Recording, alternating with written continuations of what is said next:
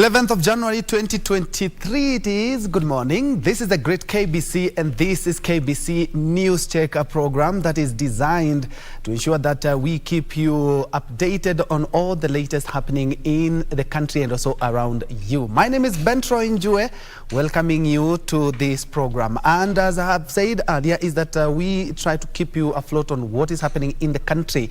What we are expecting in the next couple of minutes or an hour or so is President William Ruto, who will be at the Embakasi Administration Police Training College, where again he will be presiding over the passing out of police officers, and will be crossing over there to get that live feed for you, the viewer.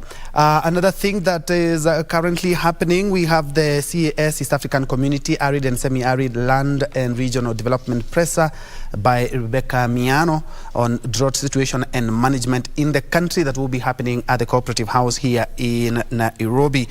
But away from that, we are having a live discussion on the current affairs of the country. And before I introduce our panelist, in his first executive order of 2023, President William Ruto has reorganized some of his government documents in an aim of guaranteeing service delivery and also putting things into perspective in as far as governance is concerned. DP Gachagua has already been added some roles and will also oversee the coffee reforms and also coordinate a number of activities, the government and the national government and counties as well, with the Prime CS also working hand in hand to ensure that government projects have been or are going on smoothly as enshrined in law.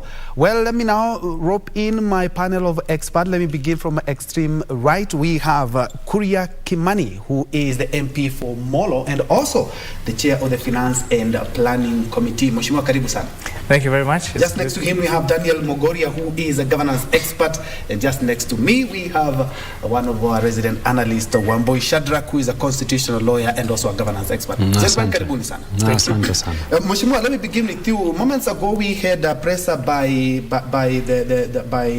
CS Treasury Professor Njuguna Ndungu in regards to, basically it was the launch of the public sector hearing for the budget 2023-2024. Maybe you can touch on something in regards to the exercise that we has just started today.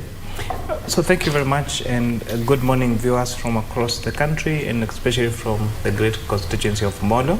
So what you've seen is the start of, not only the start, but a continuation of the budget cycle of 2023-2024. And one of the things that have been very fundamental in the new constitution, and that we even enacted an act of parliament, the Public Participation Act of 2019, is the role of public participation in all government processes, in all government procedures, and including the budget. In my view, this is such an important exercise that in the absence of it, then anybody could actually go to court and challenge the constitutionality of the 2023-2024 budget. And this time around, our Kenya Kwanza government has agreed that we're not just going to do public participation for the sake of public participation. So you're going to see a lot of departure from the past, including now allowing submission of memoranda by email, not just the submission, but making sure that those memoranda are actually read and considered in the report. After that, and you saw my colleague, the chairperson for Budget and Appropriations Committee, add the discussion, because after now the start of the public participation, that is really the baby of the Budget and the Budget and Appropriations Committee, because the Constitution of Kenya gives the National Assembly of Kenya the sole mandate of budget making. So we are a budget making house. So the Committee on Budget and Budget and Appropriations now will spearhead the collection of views from Kenyans from across different sectors on in terms of the public participation in the budget, and after which now it will be tabled at the National Assembly for discussion in the respective committees.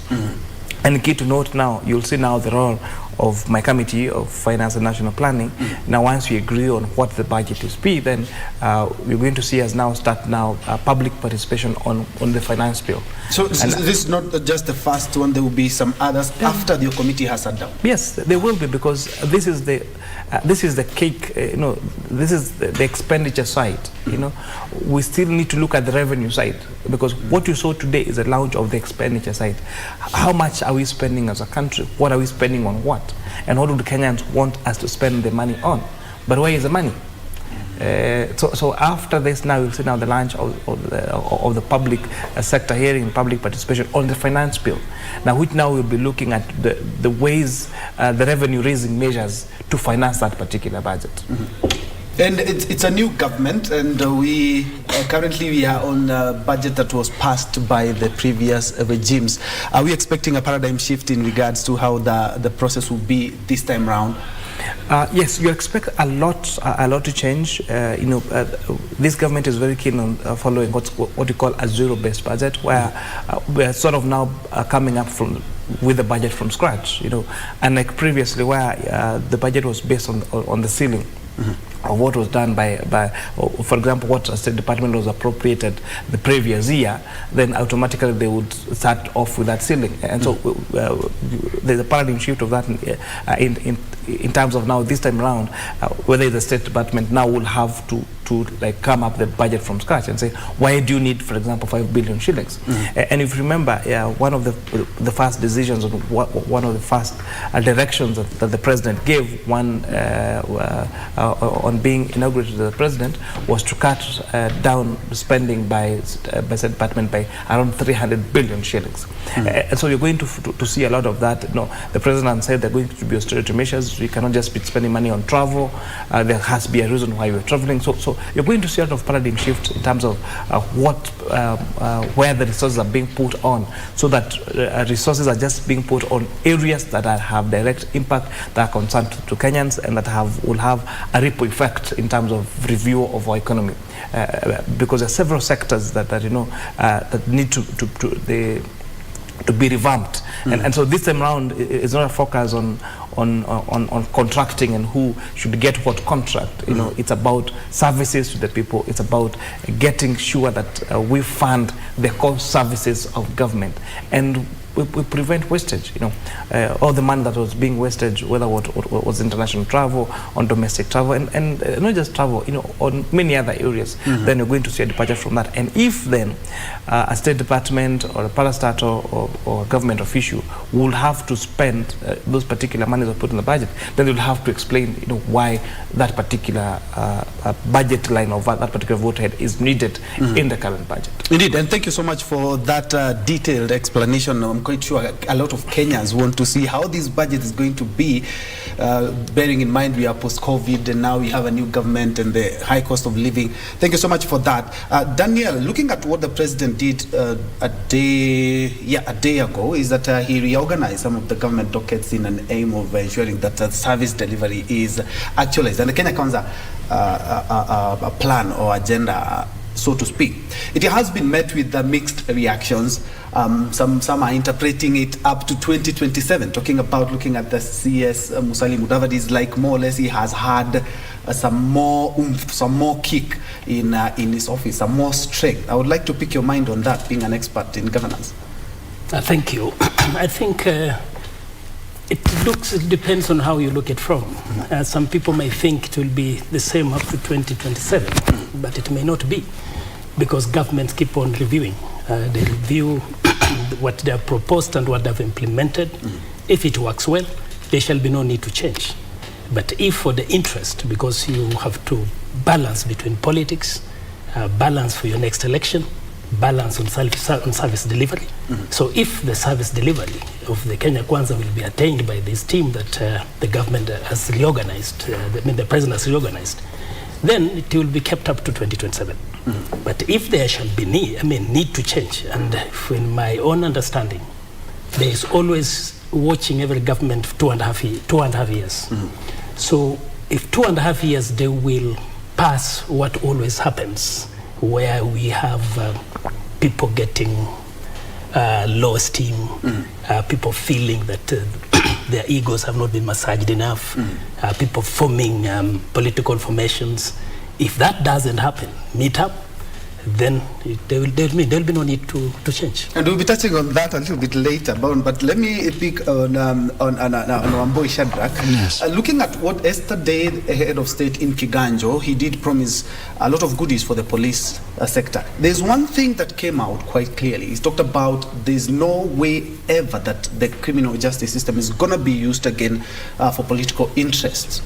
But looking at what is we are reading even in the papers and also on social media, is that a lot of Kenyans are questioning the dalliance between the judiciary and the executive. Case in point, a lot of cases have been dropped of people believed to be cronies of the president, or people who have quite aligned themselves with the Kenya Kwanza. We have seen a lot of cases being dropped, including of sitting CSs, and that has not quite sat well with a lot of Kenyans. From where you sit and being an officer of the court, what do you make of what the president said vis-a-vis what we are seeing from the other side of the judiciary? Thank you, Troy, and Happy New Year to our viewers. Now, first, let us begin from the understanding that the very design of the law is that the law is made in a very perfect way. Mheshimiwa will tell you that the intention really are to implement what the law says, the letter and the spirit. But sometimes there is always some point of divergence, because you see, this law, as it is made to be perfect, it is actually implemented by people who are imperfect, so that the final outcome of what becomes the law as in practice becomes now an imperfect way of doing things. So the Constitution has designed a separation of powers. It has intimated that we will have a legislature that will be independent from the executive and the judiciary that will be independent from that. But even as the proponents of this principle or the doctrine of separation of powers propounded this theory, they knew too well that for the government to work effectively, there needs to be some committee, there needs to be some cooperation, level of cooperation. That is why you will expect at even from this reading of the budget, it is now the executive coming up with some proposal, then it will be floated to the legislature, then there shall be also some input from the judiciary. So really, even while we anticipate that there will be some separation of powers, it cannot be really the case for a well-functioning system or democratic state. Now, when it comes to these few instances where we have seen, of course, I know too well, I've been participating in a number of cases that some have been dropped. I know too well, of course, and I will speak with some bias. I have been one of the lawyers representing the CS, Honorable Aisha Jumo, and I know her cases were dropped. And from the very outset, we had even said that there was some malice in the framing of these charges, and even the very design or the thought of coming up with these charges. And we explained ourselves.